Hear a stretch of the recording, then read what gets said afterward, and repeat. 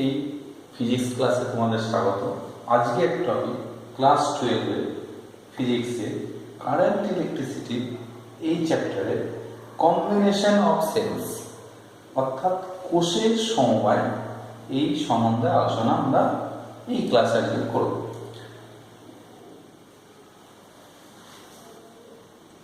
কোষের সমবায় combination of sales, কোষকে কতভাবে আমরা সংযুক্ত করতে পারি। প্রথমত আমরা যদি দেখি কোষকে শ্রেণী সমবায়ে সংযুক্ত করতে পারি, সমান্তর সমবায়ে সংযুক্ত করতে পারি এবং মিশ্র সমবায়। তাহলে তিন প্রকার সমবায় আমাদের এখানে হতে পারে। শ্রেণী সমবায় সম্বন্ধে আমরা আগের ভিডিওতে আলোচনা করেছি। শ্রেণী সমবায় কি আরেকবার দেখতে হবে। কতগুলো কোষে, এটা একটা তড়িৎ কোষ মানে সেল, একটা ঋণাত্মক প্রান্ত অপর কোষের ধনাত্মক প্রান্ত, এর ঋণাত্মক এই কোষের ধনাত্মক, এই কোষের ঋণাত্মক এই কোষের ধনাত্মক। খেয়াল করো, তাহলে এটা একটা সেল, এটা একটা সেল বা কোষ, এটা একটা কোষ। এর ঋণাত্মকের সঙ্গে এর ধনাত্মক, এর ঋণাত্মকের সঙ্গে এর ধনাত্মক যুক্ত করে যে সমবায়টা পাবো, এই সমবায়টাকে বলবো কোষের শ্রেণী সমবায়। প্রত্যেকের তড়িৎচালক বল, যখনই মনে রাখবে তড়িৎচালক বলের কথা উল্লেখ থাকবে, খেয়াল রাখবে সেখানে অভ্যন্তরীণ রোধের কথা উল্লেখ করতেই হবে। কিন্তু যদি বলা হয় পোটেনশিয়াল ডিফারেন্স অর্থাৎ বিভব প্রভেদ, তখন কিন্তু ভি দ্বারাই প্রকাশ করা হবে, ই দ্বারা না। তাহলে এর তড়িৎচালক বল ই, অভ্যন্তরীণ রোধ আর, প্রত্যেকে ই আর ই আর। তাহলে এই সমবায়টা মোট তড়িৎচালক বল কত? এটা ধরো এটা হচ্ছে নেগেটিভ প্রান্ত অর্থাৎ নিম্ন বিভব, এই প্রান্তটা উচ্চ। আমি যদি মনে মনে ভেবে নিই এটা জিরো বিভব অর্থাৎ এটা জিরো, এর হচ্ছে ই। তাহলে এখানে বিভব কত? ই। তাহলে এটা যদি ই হয় তাহলে এর সঙ্গে এটা যুক্ত, তাহলে এটা ই। তাহলে এইটাকে ই হতে গেলে এই প্রান্তে কত হতে হবে? এই প্রান্তে হতে হবে 2 ই। 2 এর সঙ্গে দেখো এইটা যুক্ত, অর্থাৎ 2 ই, এটা 2 ই হলে এটা দিস ইজ 2 ই, এটা 2 ই হলে এদের মধ্যে বিভব পার্থক্য 3, এটা এটার মধ্যে 3, তাহলে এটা কত হতে হবে? 3। এই প্রান্তের সাপেক্ষে এই প্রান্তের বিভব পার্থক্য অর্থাৎ যদি বলা হয় এবি বিন্দুর মধ্যে মোট তড়িৎচালক বল কত হবে? ভি এবি যদি বলা হয় ভি এবি অর্থাৎ মোট ই এবি, ধরো ই এবি কত হবে? 3। তাহলে কতগুলো কোষকে যদি এমনভাবে যুক্ত করা হয় যে একটা নেগেটিভ অপরটা পজিটিভ, অপরটা নেগেটিভ দিক তারপর একটা পজিটিভ যুক্ত করা হয়, এই কোষের সমবায় মোট তড়িৎচালক বলা হয় 3E। এইবার আমরা আসলে কতগুলো কোষকে যদি এইভাবে যুক্ত করা হয়,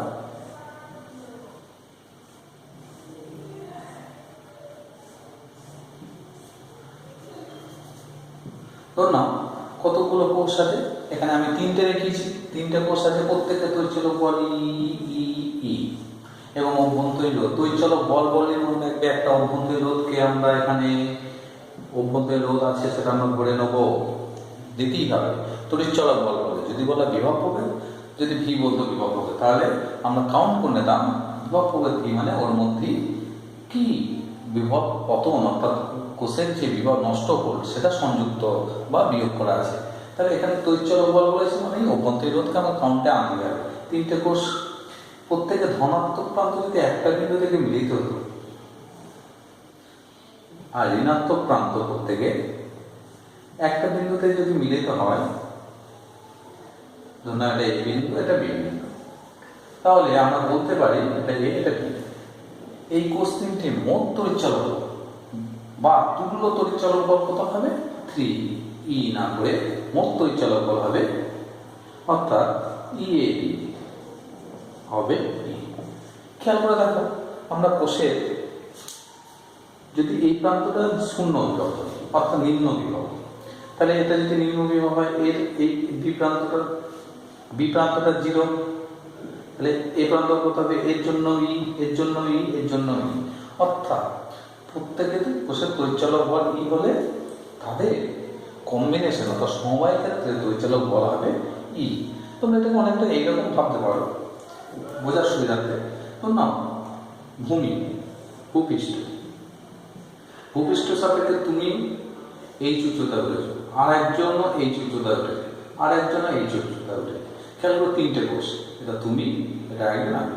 তাহলে ভূপৃষ্ঠের সাপেক্ষে এই যে লেভেলটা দেখো, তুমি এখান থেকে এইচ উচ্চতা, আর একজন এখান থেকে এইচ উচ্চতা, তাহলে লেভেলটা কি একই আছে, একই লেভেল আছে। তাহলে আমরা বলতে পারি এখানে ই বা এইচ, প্রত্যেকের উচ্চতা কত এইচ, তাহলে এই যে একটা পাটাতন তৈরি হলো, এটা ভূপৃষ্ঠের সাপেক্ষে এইচ উচ্চতা আছে, ব্যাস।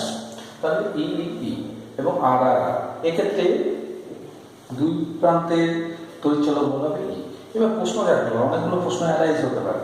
আমরা সেমি সমবায় সম্বন্ধে আগের ভিডিওতে আলোচনা করছি, তোমরা এর ঠিক আগের লেকচারটা অর্থাৎ পার্ট 3 দেখতে পারো। নেক্সট চলে আসি কি কি অসুবিধা হতে পারে। ধর না, এদের তড়িৎচলক প্রত্যেকের আলাদা। এখানে আমরা কি ধরেছি, প্রত্যেকটা কোষ সেম এবং আইডেন্টিক্যাল, একই এবং অভিন্ন, প্রত্যেকটা কোষ অভিন্ন, অর্থাৎ তড়িৎচলক বলি রোধ আর ই আর ই আর। যদি ভিন্ন হতো, মানে U1 এটা U2 এটা U3, অর্থাৎ দুটো কোষ আছে, দুটো কোষের তড়িৎচলক বল ভিন্ন হতেই পারে, U1 R1, আর একটা কোষ E2 R2। খেয়াল করো, তখন তাদের দুই প্রান্তে তড়িৎচলক বল কত হবে? তখন কিন্তু তড়িৎচলক বল আর U1 প্লাস E2 হবে না, U1 প্লাস, অর্থাৎ যদি বলা হয় এ এবং বি প্রান্তে এই দুটো বিন্দুর সাপেক্ষে তড়িৎচলক বল কত, তড়িৎচলক বল U1 প্লাস E2 নয়। এর জন্য আমরা পরের চ্যাপ্টারে অর্থাৎ আমরা কার্শফের সূত্র প্রয়োগ করে এই দুই প্রান্তের তড়িৎচলক বল নির্ণয় করব। তার জন্য আর একটা কার্শফের সূত্রটা আমাদের প্রয়োগটা দেখতে হবে। সেক্ষেত্রে তড়িৎচলক বল নির্ণয় করা সরাসরি U1 প্লাস E2 এটা হবে না, সেক্ষেত্রে লুপ ল অর্থাৎ KVL এবং KCL প্রয়োগ করে দেখতে হবে। তাহলে একাধিক ভিন্ন তড়িৎচলক বল হলে দুই প্রান্তে বিভব হবে, দুটো যোগফল নয়। কিন্তু শ্রেণী সমবায়ের ক্ষেত্রে দেখেছি U1 তড়িৎ কোষের সঙ্গে E2 E3 যোগ করলে কি হয়েছিল, U1 plus E2 plus E2 E3 plus E4। ওকে, এবার আমরা করব সমান্তরাল সমবায়, কোষের সমবায়। এবার করব কোষের সমান্তরাল সমবায়। এবার দেখো, কোষের সমান্তরাল সমবায় সম্বন্ধে আমরা আলোচনা করব। কতগুলো কোষ এইভাবে যুক্ত করা হয়েছে, তাহলে এই কোষগুলো কোন সমবায় যুক্ত, সমান্তরাল সমবায় যুক্ত, এবং কোষগুলো কোনো একটা বিন্দুতে, ধরুন এ বিন্দুতে এসে যুক্ত হয়েছে, ধনাত্মক প্রান্ত, ঋণাত্মক প্রান্তগুলো কোনো একটা বিন্দু বিতে যুক্ত হয়েছে। আমাদের প্রথম দেখতে হবে এ বি এই দুটো বিন্দুর সাপেক্ষে এই সমবায়ে মোট তড়িৎচলক বল কত। তাহলে এ বি বিন্দুর সাপেক্ষে মোট তড়িৎচলক বল, তাহলে মোট তড়িৎচলক বল কত হবে, মোট তড়িৎচলক বল সমান কত, ই হবে। দেখো যতগুলো কোষ থাকে ই, অর্থাৎ সব কোষগুলো তড়িৎচলক বল এ এবং বি বিন্দু, অর্থাৎ বি বিন্দুর সাপেক্ষে এ বিন্দুর তড়িৎচলক বল হবে ই। এবার আসো এ বির সাপেক্ষে কোষগুলির অভ্যন্তরীণ রোধ, প্রত্যেকে অভ্যন্তরীণ রোধ আর আর আর, অর্থাৎ কত সংখ্যক আছে, n সংখ্যক কোষ আছে এখানে, 1 2 3 4 5 nটা সংখ্যক, n সংখ্যক কোষ আছে। তাহলে অভ্যন্তরীণ রোধ যদি r ড্যাশ হয়, তাহলে এই সমবায়ের তুল্য রোধ r ড্যাশ, তাহলে প্রত্যেকটা কোষে আর হলে r ড্যাশ যদি তুল্য রোধ হয়, তাহলে r ড্যাশ যদি তুল্য রোধ হয়, তাহলে 1/r dash equals two 1/r এই কোষে plus 1/r plus 1/r plus 1/r 1/r plus 1/r dot dot dot n সংখ্যক, কত সংখ্যক নিয়েছি, n সংখ্যক, 1/r, তাহলে 1/r ড্যাশ ইকুয়ালস টু কত পাবো, n/r, তাহলে কোষে দেখো r ড্যাশ কত পাবো, r ড্যাশ সমান কত, r/n, কত r/n। এখান থেকে আমরা r ড্যাশ সমান r/n, তাহলে এই কোষগুলো তুল্য রোধ আমরা পেয়ে গেলাম কত, r/n। এইবার আসি তাহলে বর্তনীর মোট রোধ কত, এই কোষটার মোট রোধ পেলাম r/n, তাহলে এর সঙ্গে এই যে যোগ আছে কত, r যোগ আছে, তাহলে বর্তনী তুল্য রোধ কত এ পেলাম আর বাই এন, তাহলে এটা কত আর, তাহলে বর্তনী তুল্য রোধ কত হবে দেখে নাও, বর্তনী তুল্য রোধ হবে বর্তনী তুল্য রোধ, বর্তনী তুল্য রোধ কত আর প্লাস আর বাই এন। এবার দেখো এটা ধনাত্মক উচ্চ বিভব, এটা নিম্ন বিভব, তাহলে প্রভাব কোন দিকে দেবে, এইদিকে আই প্রভাব দেবে, এর মধ্যে যে প্রভাব যাবে এইদিকে ইন করবে, তাহলে এইদিকে প্রভাব হবে এইদিক বরাবর, এইদিক বরাবর, তা এদিক থেকে আউট হবে, এদিক থেকে ইন হবে। তাহলে প্রভাব যদি আয় হয়, আয় সমান কি লিখতে পারি, আয় সমান কি মোট তৈচলক বল বাই মোট রোধ, মোট তৈচলক বল কত ই, মোট রোধ কত আর প্লাস আর বাই এন, তাহলে মোট প্রভাব কত পাবো আয় সমান ই বাই দিস, তাহলে লিখে নাও প্রভাব, বর্তনীর প্রভাব, বর্তনীর প্রভাব কত হবে, বর্তনীর প্রভাব পাবো আয় সমান কত, বর্তনীর প্রভাব আয় সমান ই মোট তৈচলক বল e by r plus r by n, okay বর্তনীর প্রভাব আয়, তাহলে এন দ্বারা গুণ করলে এনই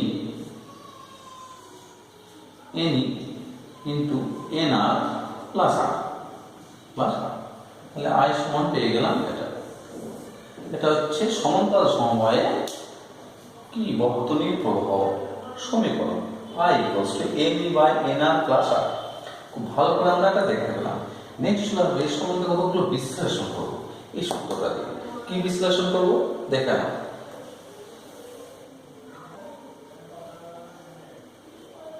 এবার দেখো বলছি যে এই যে প্রবাহের সমীকরণটা পেয়েছি, আয়ের মান বাড়াতে যাও, প্রবাহের মান বাড়াতে যাও, যদি n r very very greater than r, এর অর্থ কি বহিস্থ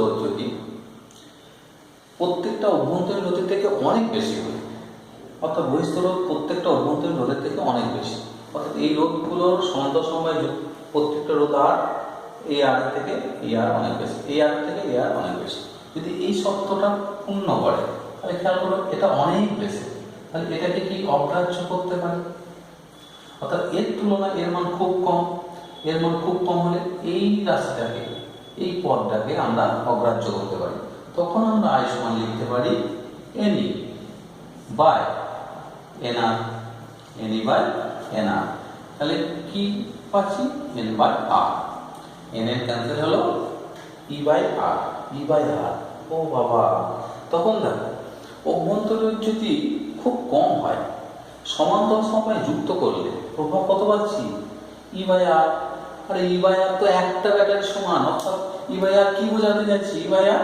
একটা কোষ আছে, এই দেখো একটা কোষ আছে, কোষের সঙ্গে একটা আর যুক্ত, অর্থাৎ ই তড়িৎচলক বলে একটা কোষ আর আরও, তাহলে একটা ব্যাটারি একটা কোষ যে প্রভাব দেয় তার মতো প্রভাব পাচ্ছে।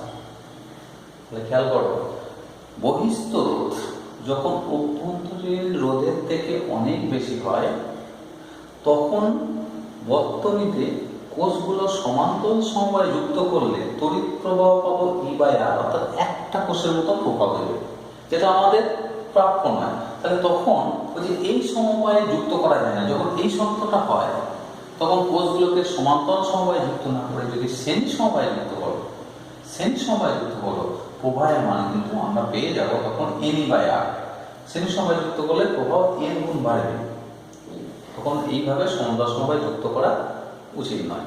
দ্বিতীয়তে চলে আসবে, এটা একটা শর্ত গেল। এবার উল্টোটা, যদি অভ্যন্তরীণ রোধের মান খুব বেশি হয়,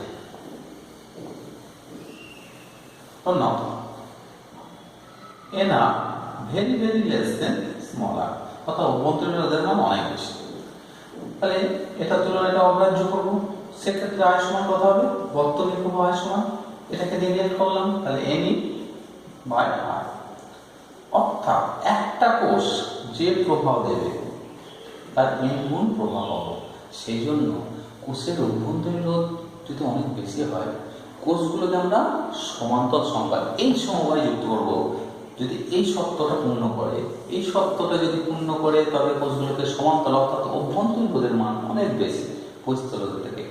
অভ্যন্তরীণ রোধের মান বেশি, আমাকে কমাতে হবে। কমাতে গেলে কি সমান্তরাল সমবায় যুক্ত করা কোষগুলো, ফলে এদের অভ্যন্তরীণ রোধের মান কমে যাবে। ফলে বর্তনীর প্রভাব কি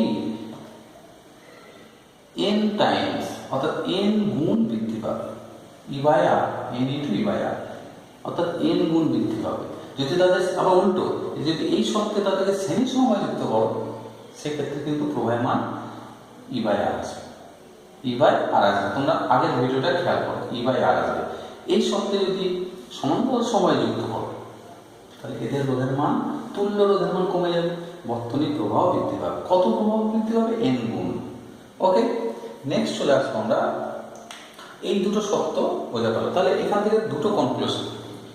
যদি বলা হয় কোষগুলি অভ্যন্তরীণ রোধের মান অনেক কম, অনেক কম, কিন্তু বহিঃস্থ রোধের মান এদের থেকে অনেক বেশি, কোষগুলোকে কোন সমবায় যুক্ত করা উপযুক্ত হবে? প্রশ্ন তোমাদের কাছে থাকবে। 2 নাম্বার, কোষগুলোর অভ্যন্তরীণ রোধের মান অনেক বেশি, তখন কোন সমবায় যুক্ত করতে হবে? ওকে, যখন কোষের অভ্যন্তরীণ মান অনেক বেশি বহিঃস্থ রোধের থেকে, তখন কোষগুলোকে কোন সমবায়? সমান্তরাল সমবায় যুক্ত করা, অর্থাৎ এই শর্তটা। যখন অভ্যন্তরীণ রোধের মান বেশি কার থেকে? এদের থেকে, বহিঃস্থ রোধের থেকে, তখন কোষগুলোকে কোন সমবায়? এই সমবায়। উল্টোটা, যখন বহিঃস্থ রোধের মান বেশি, কোষগুলো অভ্যন্তরীণ রোধের মান কম, তখন তাদের শ্রেণী সমবায়, অর্থাৎ প্রথম শর্তটা, দ্বিতীয় কেস না, প্রথম শর্তটা যুক্ত করতে হবে। নেক্সট চলে আসি কোষের মিশ্র সমবায়। কি চলে আসবে? কোষের মিশ্র সমবায়। কোষের মিশ্র সমবায় কতগুলো কোষ নিয়েছি, এই কোষটার সঙ্গে এই কোষটা শ্রেণী সমবায়, তার সঙ্গে আরো শ্রেণী সমবায় এইভাবে যুক্ত আছে। তাহলে এটা একটা সারি, যেখানে অসংখ্য কোষ, n সংখ্যক কোষ। কত সংখ্যক? n সংখ্যক কোষ শ্রেণী সমবায়।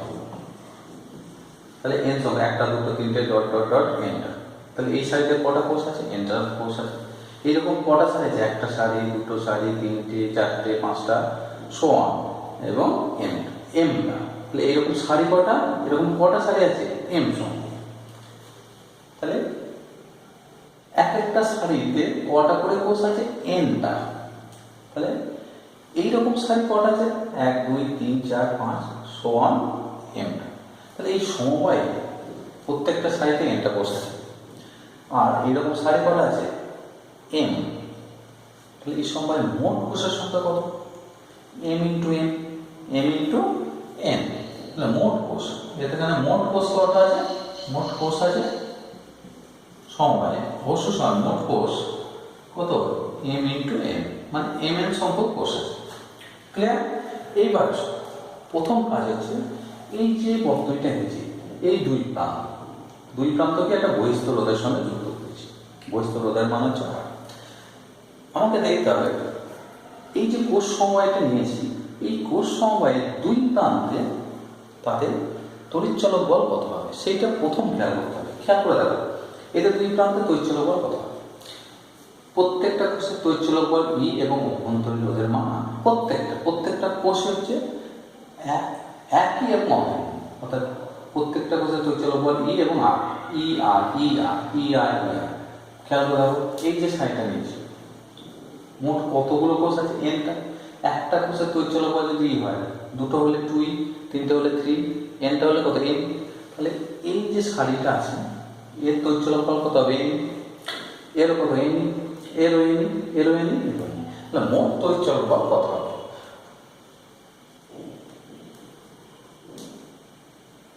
তাহলে প্রতিটি সারির তড়িৎচলক বল কত?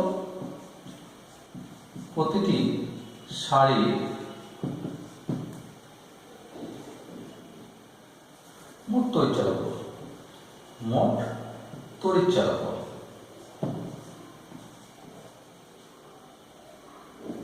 মোট তড়িৎচালক বল কত হবে? খেয়াল করো, এর যদি এই হয়, এবার এই কোষটার সঙ্গে এই সারিটার সঙ্গে এই সারিটা কি সমান্তরাল সমবায়, তাহলে এদের এদের তাহলে এই দুই প্রান্তে কত হবে? n হবে। তাহলে কতগুলো কোষ সমান্তরাল সমবায় যুক্ত, তা নিয়ে তাদের দুই প্রান্তের তড়িৎচলক বল হয়, তুল্য তড়িৎচলক বল হয় E। তাহলে এক্ষেত্রে যেহেতু সারি নিয়েছি এরোএনি এরোএনি এরোএনি এরোএনি এরোএনি, তাহলে এই দুই বিন্দুতে তড়িৎচলক বল কত হবে এন। তাহলে যেহেতু প্রতিটি সারি তড়িৎচলক বল এন,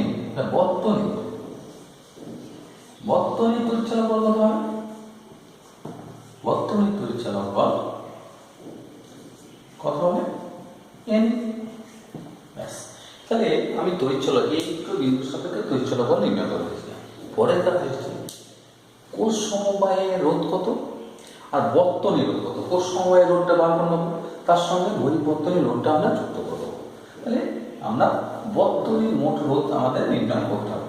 খেয়াল করে দেখো বর্তনীর মোট রোধ কত হবে, এটা আমরা মুছে দিচ্ছি। আচ্ছা দেখো এখানে এর রোধ আছে আর, এর আর, এর আর, তাহলে দুটো থাকলে 2 আর, তিনটে থাকলে 3 আর, তাহলে প্রতিটা সারির রোধ কত? আর প্লাস আর প্লাস আর প্লাস আর প্লাস এন সংখ্যক কত হবে? এন আর। প্রতিটি সারি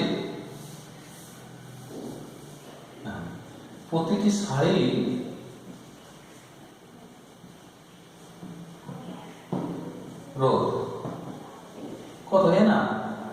প্রতিষ্ঠা রোধ কত? এন আর। এরকম কটা সারি আছে? এন আর, এন আর, এন আর, এন আর, এন আর, এন আর, এম সংখ্যক। তাহলে এর সঙ্গে এই সারিটা কোন সংখ্যা? সমান্তরাল সংখ্যা। যদি এই দুটো থাকতো তাহলে তুল্য রোধ কত হতো? 1/n আর।